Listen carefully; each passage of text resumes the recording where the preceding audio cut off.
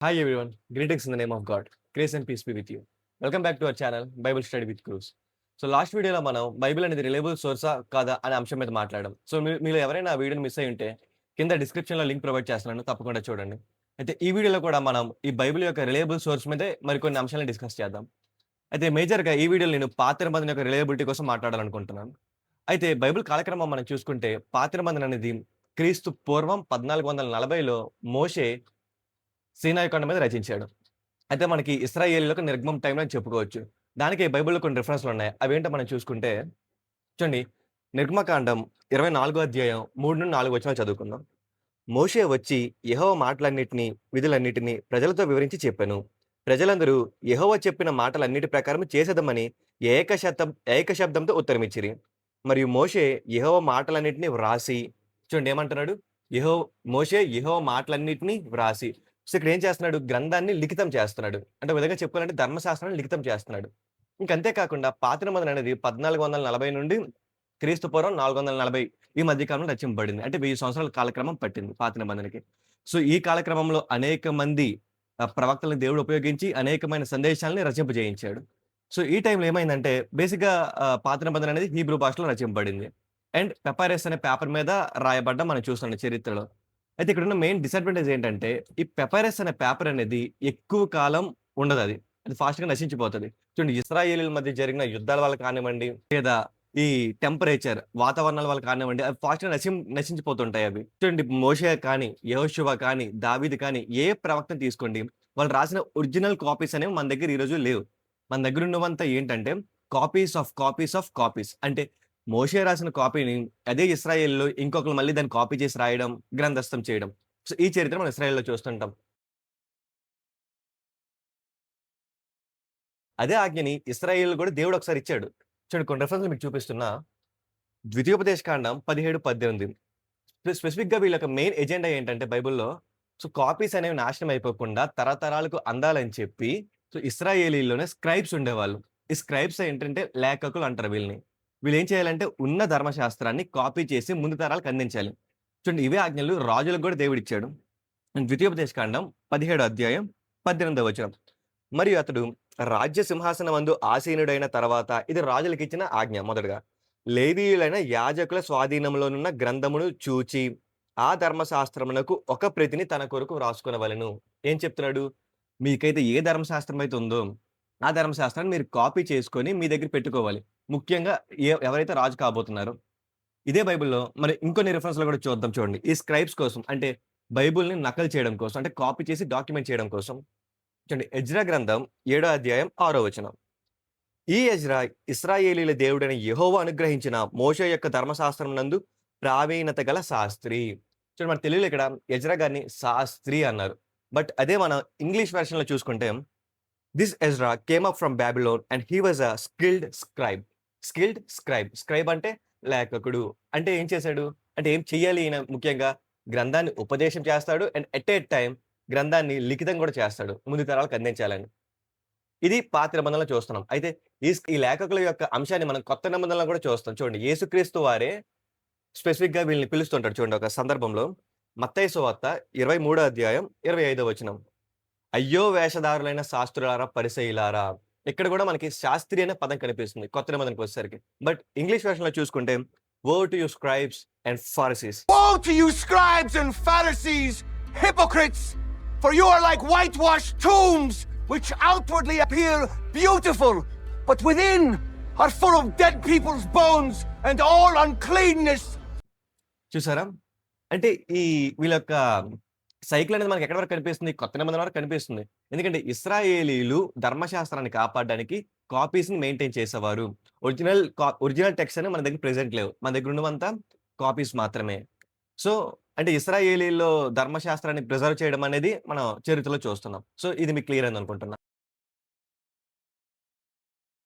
ఇక్కడున్న main disadvantage ఏంటని మనం చరిత్రలో చూసుకుంటే, చూడండి, హీబ్రూ భాష అనేది వాడకంలో క్రీస్తు పూర్వం బాగా ఉండేది.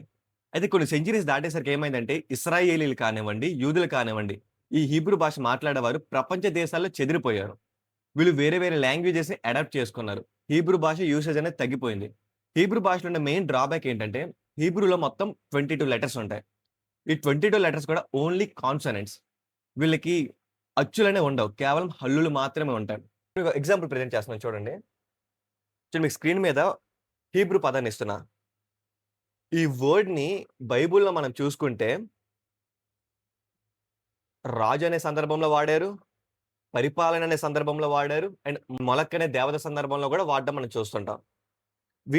ఈ పదాన్నే హీబ్రూలో మెలక్ అని వాడతారు. మొలక్ అని వాడతారు. మలక్ అని కూడా వాడతారు. ఇక్కడ మెలక్ అంటే రాజు అని అర్థం. మలక్ అంటే పరిపాలన అని అర్థం. అండ్ మొలక్ అనేది ఆ ప్రదేశంలో ఉన్న ఒక దేవత యొక్క పేరు. చూడండి 3 సందర్భాల్లో కూడా ఇదే పదాన్ని వాడుతున్నారు. ఇప్పుడు నేను మీకొక యాన్షియంట్ హీబ్రూ టెక్స్ట్‌ని తెచ్చి ఇది చదువు అని మీకిస్తే ఐడియా లేని వాడికి, సందర్భం తెలియని వాడికి ఇక్కడ నేను రాజని చదవాలా? లేదా పరిపాలనని చదవాలా? లేదా మొలకని దేవతని చదవాలా? అని ఐడియా ఉండదు. కదా!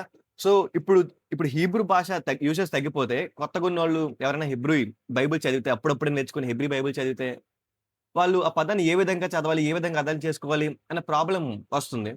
అంటే ఉచ్చారణలో ప్రాబ్లమ్ వస్తుంది మేజర్‌గా. ఈ ప్రాబ్లమ్‌ని పరిష్కరించడానికి యూదుల్లోనే ఒక తెగ ముందుకొచ్చారు. ఒక తెగనే కంటే ఒక కేటగరీ, ఒక గ్రూప్ ఆఫ్ పీపుల్ ముందుకొచ్చారు. వాళ్ళే మాసోరైట్స్. ఈ మాసోరైట్స్ యొక్క ముఖ్య ఎజెండా ఏంటంటే హీబ్రూ భాషకి అచ్చుల్ని యాడ్ చేయాలి. అంటే వొవెల్స్‌ని యాడ్ చేయాలి. ఓన్లీ కాన్సోనెంట్స్ గాని ఉంచేయకూడదు. అండ్ అట్లానే హీబ్రూ బైబిల్‌ని కాపాడాలి. హీబ్రూ బైబిల్‌లో అర్థం మారిపోకుండా, డాక్ట్రిన్ చేంజ్ అవ్వకుండా ఉన్నది యథావిధంగా కాపాడుతూ ఆ పదాలకి ఉచ్చారణను యాడ్ చేయాలి. ఇది వీళ్ళ యొక్క మెయిన్ ఎజెండా.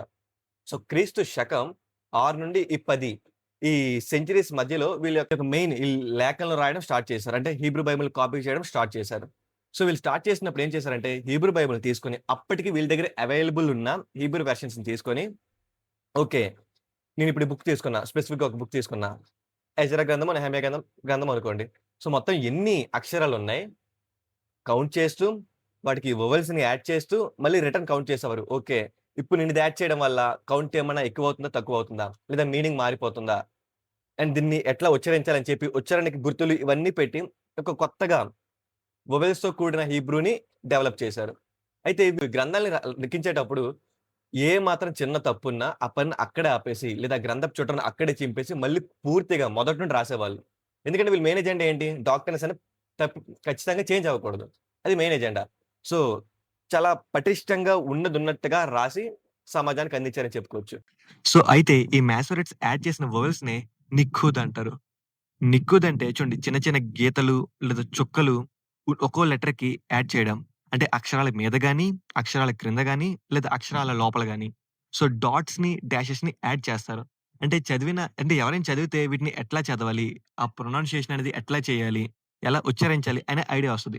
చూడండి మీకు మళ్ళీ అదే ఎగ్జాంపుల్‌ని ప్రెజెంట్ చేస్తున్నా. ఇప్పుడు చూడండి ఇందాక చూపించిన టెక్స్టే ఇప్పుడు చూస్తే మీకు డాట్స్ అండ్ డాష్ అనేది కనిపిస్తున్నాయి. ఇప్పుడు మెలెక్ అనే పదానికి, మలక్ అనే పదానికి, మొలక్ అనే పదానికి ఈ 3 వర్డ్స్‌కి గూడా ఈ డాట్స్ అండ్ డాష్ అనేవి డిఫరెంట్ ప్లేసెస్‌లో యాడ్ అయ్యున్నాయి. సో, ఇప్పుడు ఎవరైనా వీటిని చదివితే ఓకే. వీటిని ఈ విధంగా చదవాలి అని ఐడియా వస్తది. సో, ఈ విధంగా వీళ్ళు ఈ టెక్స్ట్‌ని డెవలప్ చేశారు. సో, ఈరోజు మనం వాడుతున్న ప్రొటెస్టెంట్ బైబిల్ కూడా ఒక విధంగా మాసోరెట్స్ టెక్స్ట్ మీద బేస్ అయిన హీబ్రూ వెర్షన్సే మన దగ్గరున్నాయి. సో, ఈ విధంగా వీళ్ళు కాపాడారు. అయితే నేను మీకు లాస్ట్ వీడియోలో మీకొక విషయాన్ని చెప్పాను. చూడండి డెడ్ సీ స్క్రోల్స్ గురించి మాట్లాడుకునేటప్పుడు ఈ డెడ్ సీ స్క్రోల్స్‌ని మన దగ్గర ఉన్న లేటెస్ట్ వెర్షన్స్ ఎర్లీ టెక్స్ట్‌తో కంపేర్ చేశారు. మన దగ్గర ఉన్న ఎర్లీ టెక్స్ట్ అనేది క్రీస్తు శకం 1000కి సంబంధించింది. అవి ఏ టెక్స్టో కావు ఈ మాసోరెట్స్ టెక్స్టే. సో, ఈ మాసోరెట్స్ డెవలప్ చేసిన టెక్స్ట్‌ని ఈ డెడ్ సీ స్క్రోల్స్‌తో కంపేర్ చేసినప్పుడు వాళ్ళు తేల్చింది ఏంటని చెప్పా? 95% అనేది యాక్యురేట్‌గా ఉంది. Word orderings and spelling, grammatical errors తప్ప ఇంకే డాక్ట్రిన్‌లో చేంజెస్ లేవు అని చెప్పా. సో, అవి ఈ గ్రంథంతో కంపేర్ చేసినప్పుడు అది తేల్చి చెప్పారు. అయితే మనం టెక్స్టువల్ క్రిటిసిజం కోసం ఆలోచించుకుంటే లైక్ ఈ మాస్టర్స్ డెవలప్ చేసింది స్టిల్ రిలయబుల్లా కాదా అని మనం ఆలోచించుకుంటే వీళ్ళు కేవలం డెడ్ సీ స్క్రోల్స్‌తో మాత్రమే కంపేర్ చేయలేదు. వేరే అప్పుడుకున్న బైబిల్ వెర్షన్స్‌తో కూడా కంపేర్ చేశారు. అవేంటో మనం చూసుకుంటే చూడండి. మీకు డెడ్ సీ స్క్రోల్స్ కోసం చెప్పి డెడ్ సీ స్క్రోల్స్ అనేవి ఎప్పుడు సంబంధించినవి? క్రీస్తు పూర్వం 250 నుండి 100కి చెందినవి. వాటితో కంపేర్ చేసినప్పుడు థియాలజీలో చేంజెస్ లేవు. డాక్ట్రిన్స్‌లో చేంజెస్ లేవు. అండ్ అంతే కాకుండా గ్రీక్ సెప్టోజెంట్‌తో కంపేర్ చేశారు. యాక్చువల్లీ సెప్టోజెంట్ అనేది హీబ్రూ బైబిల్ యొక్క గ్రీక్ ఎడిషన్. అంటే హీబ్రూ బైబిల్‌ని గ్రీక్‌లోకి అనువదించారు. ఇది ఎప్పుడు అనువదించారంటే క్రీస్తు పూర్వం 300 నుండి 100 ఈ మధ్య కాలంలో వీటిని అనువదించారు. అంటే యాక్చువల్లీ ఈ సెప్టజింట్ అనేది యేసుక్రీస్తు వారి టైంలో కూడా ఉంది. ఒక విధంగా మనం చెప్పుకోవాలంటే. అండ్ ఆ బైబిల్‌తో కూడా కంపేర్ చేశారు. ఆ బైబిల్‌తో కంపేర్ చేసినా చేంజెస్ ఏం లేవు.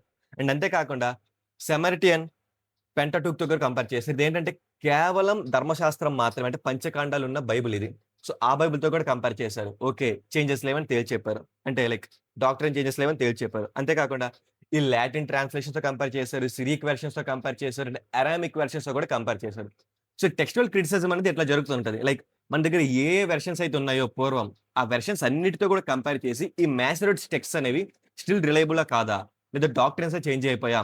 అని అన్ని వెర్షన్స్‌తో కంపేర్ చేసాకే ఒక కన్క్లూజన్‌కి ఏమొచ్చారంటే బైబిల్ అనేది ఈ మాసోరేట్స్ టెక్స్ట్ ద్వారా డెవలప్ చేసినవన్నీ రిలయబుల్ సోర్సెస్ సేమ్. ఆల్టర్ చేసేయలేదు. చేంజెస్ చేసేయలేదు. ఉన్నదున్నట్టుగానే ఉంది. సో, ఇప్పుడే కాదు ఇంకా ముందు ముందు చదివినా కూడా ఈ గ్రంథాలనేవి ఇట్లానే ఉంటాయి.